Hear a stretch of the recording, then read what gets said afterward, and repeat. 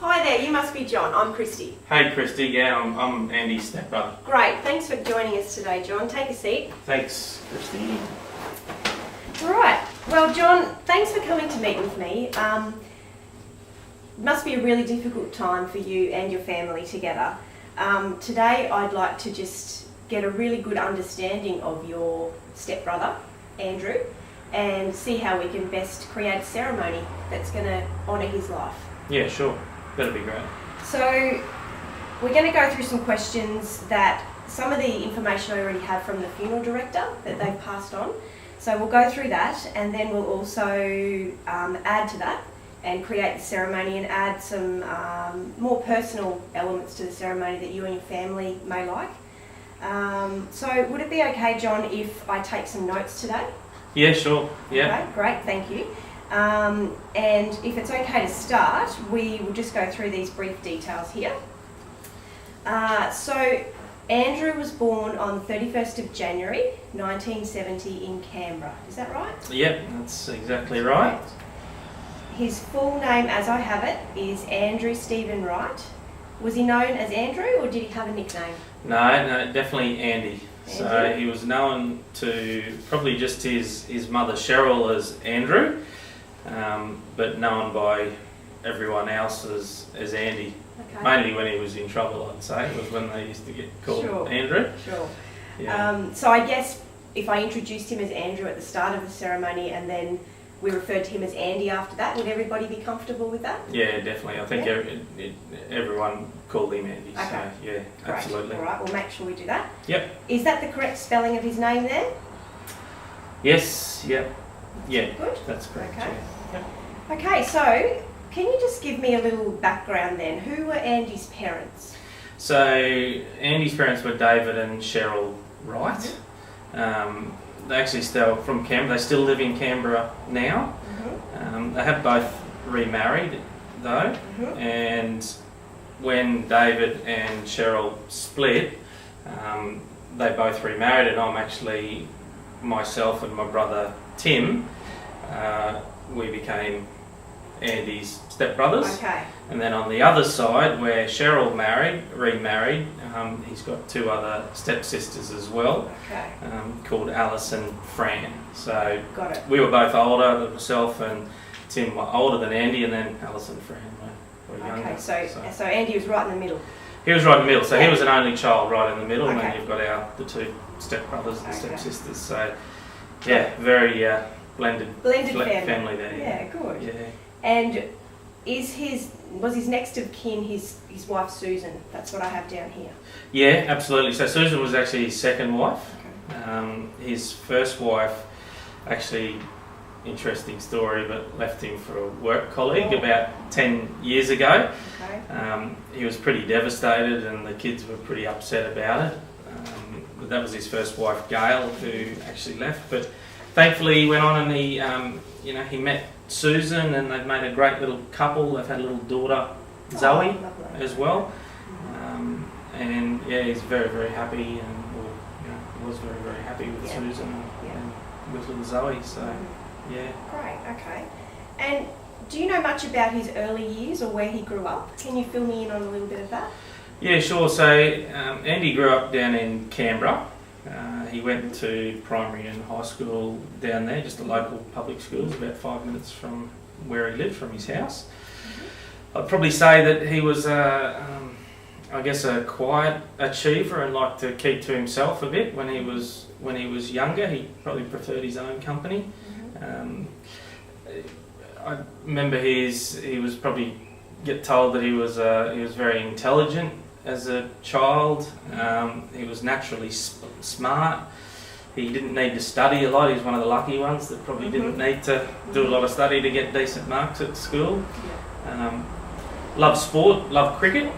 Cricket was a massive part of his life, and he, I guess, being an only child, he probably grew up quite quickly in an adult's world, I guess you'd say. So he loved his cricket, like I said. He really loved going and doing the training. They went to a lot of cricket matches on the weekends. He loved probably the other big passion was car racing. His dad loved Okay. cars. Right. So he really got that passion from his dad, and they used to watch it on TV, and they'd go to race days with his dad whenever he could, and that sort of thing. So it's probably something to mention. It's an important Sure. part of his growth. Yeah. What else? Probably the other thing that I know was he was big on computer games and the real Right. old school stuff. So back when he was growing up, or when he was younger and similar to me, it was Pac-Man and Atari games and things I like remember that them. back then. Yeah. So if he wasn't out doing sport, he was doing that. And he loved football. So he was a big fan of football as well. Loved watching rugby league. I remember probably one funny thing was I remember his favourite player was Peter Sterling, and he'd always have arguments over who was the better players, either the Parramatta, the Eels, or the Bulldogs. They were pretty big rivals back when he was growing up. So yeah, I bet. But so smart and loves his sport. I guess is probably Good. I Okay. can tell you about that. That's great. Thank you. Mm. Do you remember Andy as being spiritual at all? Do you attend churches, anything like that? Oh, look, not really. I know that he used to go to church, with his parents on Easter and Christmas. Okay. Probably would have viewed church as a bit of a spiritual compass, I suppose, or Okay. a moral compass, I guess. Yeah. Okay. All right. Good. Yeah. And did he have any jobs early on in his life, or did he go to university? What sort of path did he take? Yeah, so I remember he had his first job was with a computer repair place when he was 16, and he was their runabout, and I guess with his passion for computers when he was growing up, he seemed to have a bit of an eye for fixing broken computers and things like that. So I remember they were quite sad to see him leave when eventually he did leave Canberra and he went up to University of Sydney. So Sydney is where he went. Yeah. And he enrolled and did a computer science degree there. Mm-hmm. He lived in a share house with some other, I remember we used to call them computer nerds that he lived with at the time. Yeah. And it was, it was really, really probably some of the happiest days that I saw him was during that university time where he used to do that. When he was there, he joined a cricket club. He was a very, very good at cricket, and he was always looking at a computer screen, so we were pretty surprised at sort of that time when he actually found his first wife, Gail. Right, okay. So Gail was his first wife and he ran into her. Yeah. They I'd say Gail was his first real love. Yeah. And they ended up having they weren't together for any more than a year, I don't think, and he popped the question and they had a really big church wedding down in Sydney. Wow, okay. So they had 2 kids, so Jack and Tom came along pretty quickly after they got married. Yeah. He wasn't one to dilly-dally with that sort of thing. So Jack and Tom? Jack and Tom. Yeah. And then not long after Jack and Tom were born and had come along, they were different ages, Andy actually got offered a job up in Queensland with quite a decent firm, so they moved up to Queensland. Yep. Despite him and Gail separating, he was always a pretty good dad to the kids. Like, he used to have them for 3 nights a week, and he passed his love of cricket onto those guys, and used to ferry them around on weekends and things like that. Mm-hmm. And I used to do some fun things. I remember a really special week was when he took the 3 boys down about a year ago. He took the 3 boys down to Bathurst. Oh, right. To the car racing. Yeah. And did camping, watched the car racing, and he spoke about that being one of his happiest times. Yeah, sure. I'm sure. So, yeah, special. And probably the other thing that you talk about happy times is, I remember him going. He used to also rave about Hamilton Island and where he went with he actually took Susan, his now wife, up there for their honeymoon. So, yeah, he loved it up there. Good, good. Thank you. That's a great background. And I'm assuming that his last job that he was able to hold down was the one at the university. Yeah. Is that right? Yeah. He started there about 4 years ago. Okay. And he always said it was the best job in the world. He got to teach the stuff that he knew about. Really felt valued there at the university, and he really loved it. He had good camaraderie with the other people that worked there, and he had a real good feeling of being young, being around those uni students. And I think to be honest, I think it used to keep him pretty challenged and making him keep up with technology and teaching it. So he did love it. And he was able to do that a little bit even while he was sick? Yeah, he could manage that. Yeah, they were pretty accommodating for him. So. Good. So is there anything else about Andy's life that we haven't mentioned? Was there anything that he majorly loved, or passions, or things that he really didn't like that you can remember? We used to always joke, well, not joke with him about it, but he was mad on his lawn, believe it or not. So he always had the best lawn in the street. He was always the envy of the neighbourhood, loved mowing his lawn, and everything had to be perfect about it. So, I remember seeing him down on his hands and knees, trimming the edges and making sure it was really, really perfect. So he was a bit of a perfectionist with that sort of thing, and I remember the way he'd do it, he used to get all cranky at the hipsters around the place with their beards not being trimmed and neat and perfect like his lawn was. So, anyway, he used to give us a good laugh. Probably the only other thing one of the other things is he had a real passion for animals as well. So he had an old dog called Barney, who will probably be worth mentioning. He only passed away last year, Barney. He had him for 15 years. Wow. Andy, he used to volunteer at the animal refuge. He used to volunteer his time up there, and he'd also collect blankets and food and toys and different things for the animals, and it was really something that he was passionate about.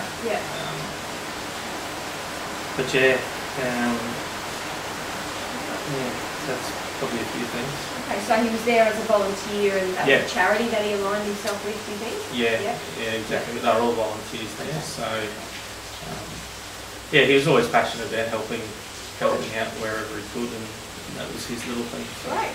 And I noticed here on the notes that I had from the funeral director that in lieu of flowers, he wanted some donations perhaps to be given to the animal refuge instead of flowers. Is that something you still want to go ahead with? Yeah, I forgot to mention. Yeah, he did mention that to me. So okay, we can make sure if we can maybe promote that, something I'll put it on. Absolutely. Yeah, it'll be on the funeral notice, and then I'll also mention that in the service as well if you like. That'll be great. Okay. And I guess Andy getting sick, was that around 2 years ago when he had his diagnosis? Yeah, so it was 2 years ago that he found out he had testicular cancer, and then they went and did more tests, and they found out that it had spread pretty quickly to other parts of his body, and he really spent about the last 18 months in and out of hospital. It was really bad seeing him so sick. It was not great. Yeah, I'm sure that was a really, really hard time for the whole family. Yeah. Do you think throughout the service, is there any other special people that you would like to thank and make note of? Yeah, so certainly there'd be a few people. Okay. Probably the first people that come to mind are the hospital staff, and especially Dr. S. He was really good from the start in helping Andy and Susan to manage Andy's illness. Probably also mention Andy's GP, Dr. Long, who was also really amazing in supporting them. He used to have the home care nurses that come and visit him every 3 months, so they took a lot of pressure off Susan in keeping the household going and keeping supporting and things like that. Susan really appreciated their support. Maybe the animal refuge volunteers as well, and other family and friends who in the last few months they used to bring food around to the house and things like that to help out, help him and Susan out and drop things off, and So they're really supportive. Probably, look, and then his work colleagues, so the people at the university as well, they were really supportive. So, they were probably his major groups of influence outside of the family. Yeah, It sounds like he was really well supported by lots of people. Yeah, I think we could definitely say that. Good. We'll make sure we highlight that throughout the service. Yeah. So down to the service, you have chosen next Wednesday at 11 a.m. at the Funeral Homes Chapel, and following with a cremation. Mm-hmm. Yes, that's correct. Yeah. Okay. Good. And you have chosen to have a committal. Yeah, we decided that it'd be important for closure. Yes. So we just want something simple, like maybe allowing those who'd like to put a flower on the casket before the casket is actually moved away. Yep, we can make sure that happens. Yeah. We can certainly arrange that, and that's the sort of thing I'll liaise with the funeral director on. So as long as I know your wishes, I'll sort that out. That's great. So John, most of the ceremonies generally for a cremation and this type of thing go for around 30 minutes. Mm-hmm. We are really flexible though, if there's any other inclusions you'd like to make as a family. So is there anything that you have discussed already with the family that you think you'd like to include?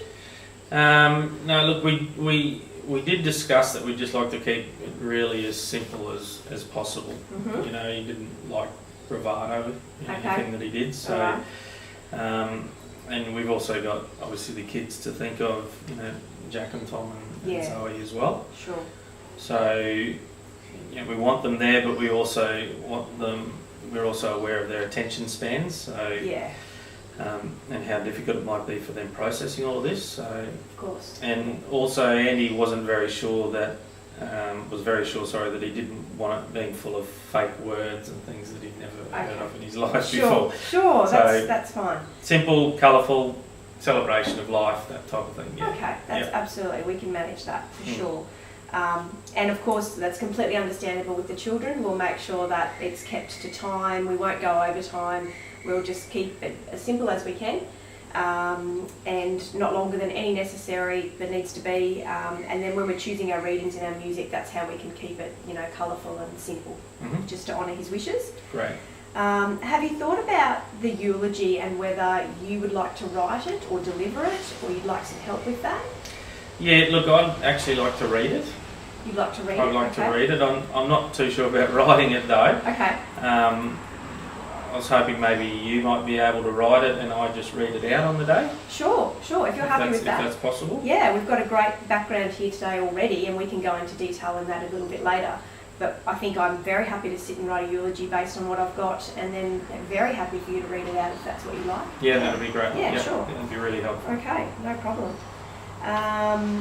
Was there any religious elements or prayers or hymns or anything like that that you think the family would like included?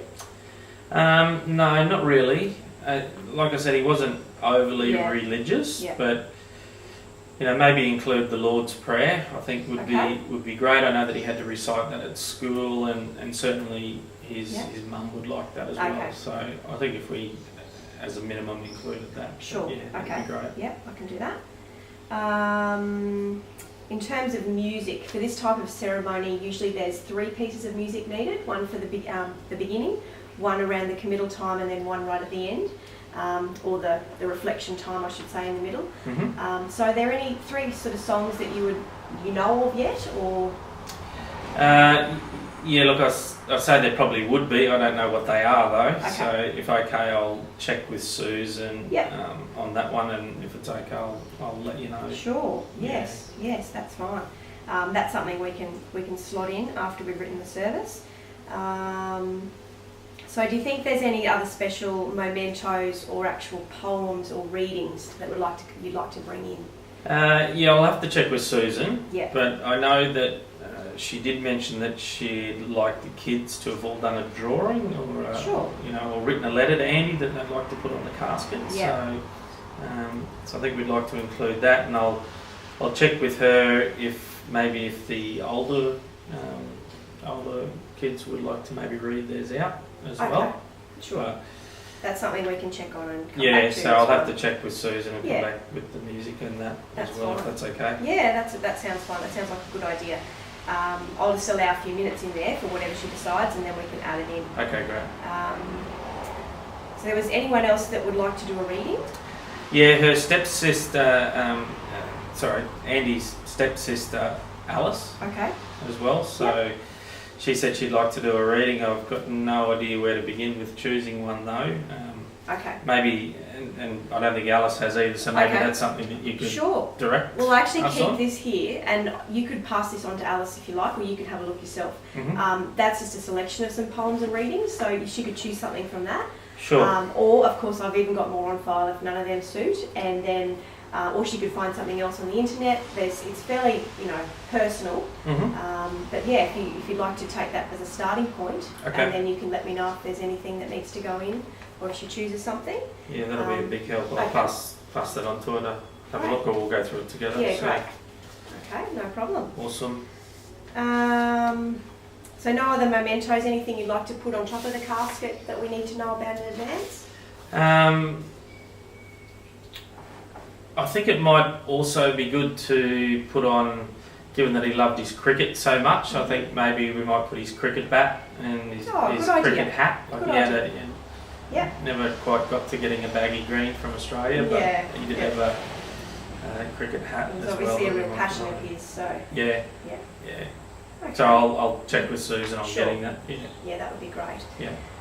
So after the service, are you preparing a wake or having refreshments or anything like that you'd like me to announce to the congregation? Yeah, so Andy's stepsister Alice Yep. is actually going to organise lunch to be catered for at her house. Great. So she and Susan are really close. So Okay. Susan was pretty grateful that she obviously offered to have it there at her place. So Excellent. Yeah. she was going to put the address on the order of service booklet, I think, and Yes, she sure. was organising that with the funeral. Funeral director? Yeah, sure. Yeah. I'll just double check that happens. Yep. Well, that all sounds really well organised. So I guess, John, I think that's all the little details that we need to go through today, and that's going to certainly get me started on writing a really comprehensive ceremony for Andy. Is there any other questions you've got today? Anything else you want to discuss? No, look, I don't think so. I think we've been through everything, and there probably will be more questions, but I'm Of sure course. I can give you a ring. Yeah, of course you can give me Yeah. a ring. So basically from here on in, I will give you this. This is just a sample order of service. So this just goes right through from the procession when everyone arrives, how we would do a standard service. You can see where the hymn would be, where the reading would be, where the committal would be.